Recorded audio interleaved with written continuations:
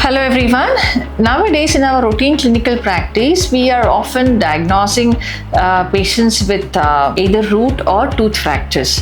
ఇంతకుముందు tooth fracture అన్నది అంత కామన్గా చూసేవాళ్ళం కాదు. కాకపోతే ఈ మధ్య యంగ్స్టర్స్ 30, 40, 50 ఇయర్స్ ఆఫ్ ఏజ్లో కూడా రూట్ ఫ్రాక్చర్స్ అన్నవి కొంచెం కామన్గా కనపడుతున్నాయి.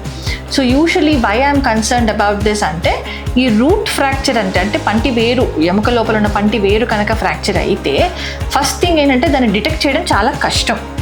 యూజువల్గా 2D ఎక్స్రేస్ తీసుకున్నా అంత బాగా కనపడదు 100% డయాగ్నోస్ చేయడానికి. Most of the times we ask various symptoms, we do certain tests. If not, we confirm with the 3D CBCT of that particular tooth ఒక్కటి తీసుకుని కన్ఫర్మ్ చేసి then only we suggest some treatment.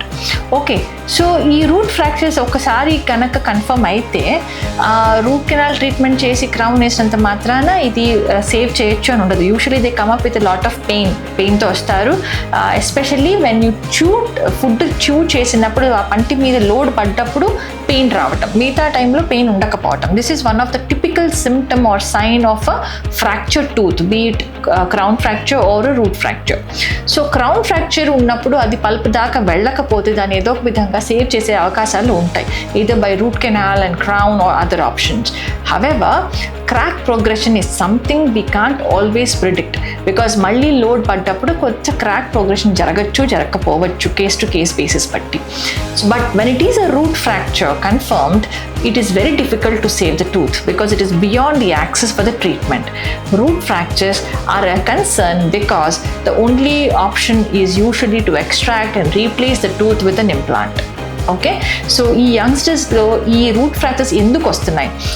రావడానికి కారణం ఏదో ఒకటి బలంగా గట్టిగా కొరకటం, సడన్గా క్యాప్లు మూతలు తీయటం పళ్ళతో, ఇలాంటివి. లేదంటే కొన్ని అలవాట్లు అంటే రాత్రిపూట గట్టిగా పళ్ళు కొరికే అలవాటు కొంతమందికి ఉంటుంది. క్లెంచింగ్ ఆఫ్ ద టీత్, చాలా కోపంగా ఉన్నప్పుడు, వర్క్ స్ట్రెస్ లేదా ఎవ్రీడే ఏదో ఒక టెన్షన్స్ వల్ల పళ్ళు గట్టిగా బిగించటం. కొంతమంది వెయిట్ లిఫ్టర్స్ ఉంటారు, ఎవ్రీడే ట్రైనింగ్ చేసేవారు, వర్కౌట్ చేసేవాళ్ళు వెయిట్ లిఫ్టింగ్ చేసేటప్పుడు కూడా పళ్ళు గట్టిగా బిగించి బరువులు ఎత్తటం, ఇలాంటివన్నీ చేయటం మూలాన నార్మల్ చూయింగ్ కంట కనీసం 10 to 15 times లోడ్ ఎక్కువ పడుతుంది పళ్ళ మీద. అది ఒక్కొక్కసారి it will give up and it may end up in minor cracks and fractures. So please do take care that you don't have these habits, and if you have these habits, you try to avoid them or reduce them so that you are safeguarding your teeth for a longer period of time. Thank you.